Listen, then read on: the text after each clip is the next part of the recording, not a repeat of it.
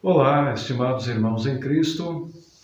Temos a oportunidade aí de refletirmos um pouco sobre a palavra de Deus e principalmente nesse final de semana que dentro do calendário da igreja já estamos aí no quinto domingo após Pentecostes e como não vamos ter os cultos presenciais, eu me dirijo a vocês, irmãos, tanto da congregação Cristo Redentor aqui do centro de Foz, também da Igreja Luterana São Paulo, de Porto Meira, a Congregação Luterana São João, de Três Lagoas, e a Congregação Concórdia, de Santa Teresinha de Itaipu, bem como do nosso ponto de missão na Cidade Nova e a Aurora do Iguaçu. Hoje nós queremos refletir com o texto que é o próprio desse final de semana, que é o texto de Romanos, capítulo 7, versículos 14 a 25, a primeira parte, que vamos fazer a leitura na Nova Almeida atualizada. Deus nos diz assim: porque bem sabemos que a lei é espiritual.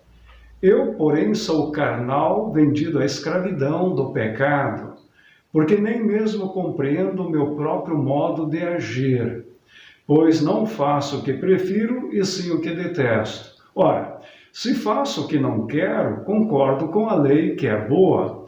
Nesse caso, quem faz isto já não sou eu, mas o pecado que habita em mim. Porque eu sei que em mim, isto é, na minha carne, não habita bem nenhum. Pois o querer o bem está em mim, mas não o realizá-lo. Porque não faço o bem que eu quero, mas o mal que não quero, esse faço. Mas se eu faço o que não quero, já não sou eu quem o faz, e sim o pecado que habita em mim. Assim encontro esta lei: quando quero fazer o bem, o mal reside em mim. Porque, segundo o homem interior, tenho prazer na lei de Deus, mas vejo nos meus membros outra lei que, guerreando contra a lei da minha mente, me faz prisioneiro da lei do pecado que está nos meus membros. Miserável homem que sou, quem me livrará do corpo desta morte? Graças a Deus por Jesus Cristo, nosso Senhor. Então, estimados irmãos, esse é o texto que nós queremos refletir da palavra de Deus, o texto de Romanos, capítulo 7, versículos 14 a 25, a primeira parte. Então, nós estamos ainda numa situação de pandemia. Essa semana aí passamos por períodos de ventos e chuvas que atingiram a região sul, combinando agora com esse período do inverno que estamos vivendo, e parece que a desgraça veio para ficar e esqueceu de ir embora. De fato, nós temos que ver que somos, por demais, abençoados da parte de Deus, que muitas vezes nós não sabemos lidar com pequenas situações que venham quebrar os paradigmas de um viver egocêntrico voltado para nós próprios. Volta e meia, Deus, ele precisa mostrar que nós somos pó e ao pó nós retornaremos. No entanto, diante do estar no mundo, compete-nos como cristãos vivermos na expectativa do que permanece eternamente. O apóstolo Paulo, nessa carta aos Romanos, ele bem sintetiza essa nossa luta enquanto estamos aqui no mundo. Constantemente, devido à nossa velha natureza, isto é, o nosso velho homem, nós somos levados a falar e fazer coisas que nos deixam envergonhados. E, por exemplo, numa discussão com outras pessoas, quer esposa, quer esposo, com os filhos, colegas de serviço, ou até entre irmãos na fé, nós somos muitas vezes levados a xingar o próximo com palavras ásperas e ofensivas, e depois então nós refletimos: mas por que eu falei isto ou aquilo? Eu, na verdade, não queria ser agressivo, falar dessa maneira, mas por que fui levado a falar assim? Porque eu não consigo controlar essas situações no meu ser? Bom, é justamente sobre essa questão que o apóstolo Paulo está falando. Por isso, fique calmo, não se atemorize com essa situação. O apóstolo Paulo, ele está falando de uma realidade que ele sabe perfeitamente bem. Ele diz assim: porque eu não compreendo o meu próprio modo de agir, pois não faço o que eu prefiro, e sim o que eu detesto. Paulo, ele está consciente do seu pecado, do velho homem que habita nessa carne mortal, e que esse velho homem procura afastá-lo de Deus e também nos afastar de Deus e da nova vida que Deus nos proporciona em Cristo. Vejam que por si só nós não temos nenhuma justiça pessoal. E isso o apóstolo Paulo está consciente quando ele fala da justiça pessoal, que nós não temos nenhum mérito de nossa parte para colocarmos diante de Deus e negociarmos com Ele. Porque a lei, ela é clara e diz: faze isto. Mas se você não fizer, a lei também condena e diz: você pecou. E aí é interessante nós lembrarmos também as palavras da Fórmula de Concórdia, que está reunido no nosso livro de Concórdia de 1580, e ali os nossos pais, eles trazem o seguinte conceito de lei e evangelho, que está expresso da seguinte maneira: a lei, propriamente, é uma doutrina divina que ensina o que é justo e agradável a Deus e condena tudo o que é pecado e contrário à vontade de Deus. E o Evangelho também é uma doutrina que ensina o que deve crer o ser humano.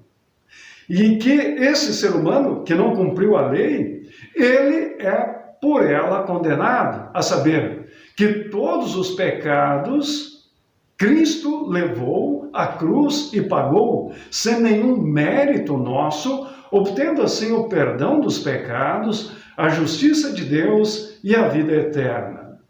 Portanto, o apóstolo Paulo, ele coloca os nossos pés no chão e diz que apesar de nossa velha natureza pecaminosa, que tanto inferniza diariamente o nosso viver, nem por isso nós temos motivos para desesperarmos.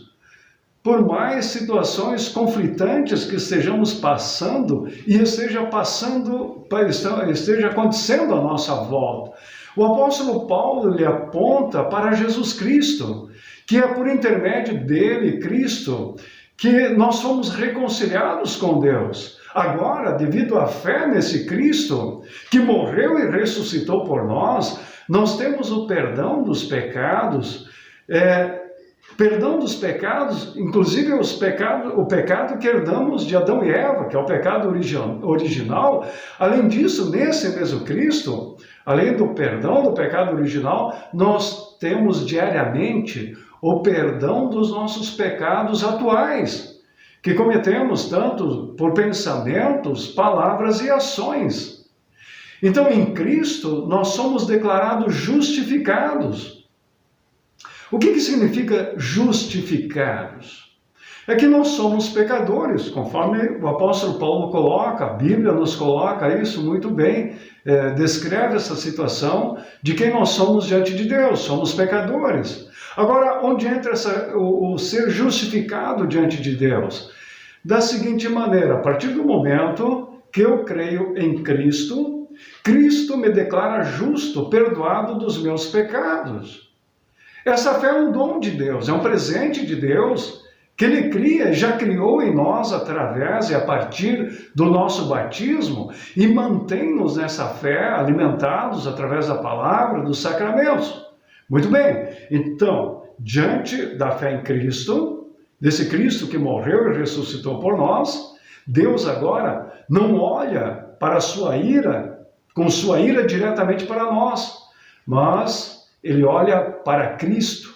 E porque nós cremos em Cristo, Deus nos declara justo, perdoados de nossos pecados.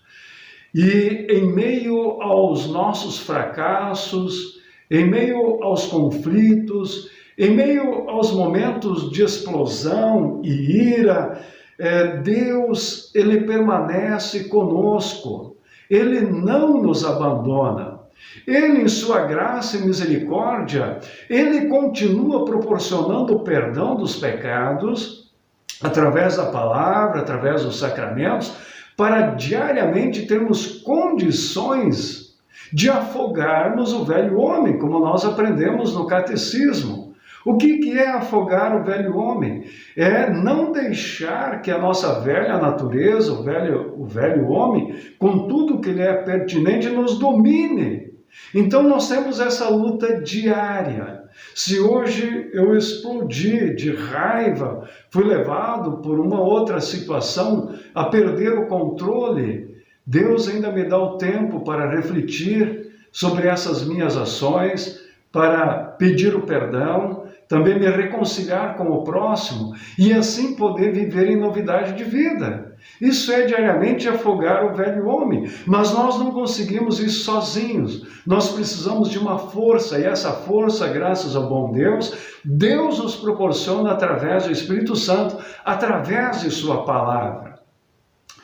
Então, apesar do contexto de pandemia que nós estamos vivendo ainda aí, de ventos fortes, destruições, e de termos ainda de lidar com os nossos conflitos espirituais, o apóstolo Paulo ainda aponta para Cristo, que nós podemos continuar dando graças a Deus por tudo que somos e temos. Assim, nós podemos continuar a nossa caminhada aqui no mundo, diariamente lutando contra as forças de nossa natureza pecaminosa e assim fazendo renascer, isto é, vivendo o nosso batismo, fazendo renascer um novo homem que quer continuar vivendo em novidade de vida e dando sempre graças ao bom Deus e Pai por seu cuidado e amor paternal que Ele tem para com cada um de nós.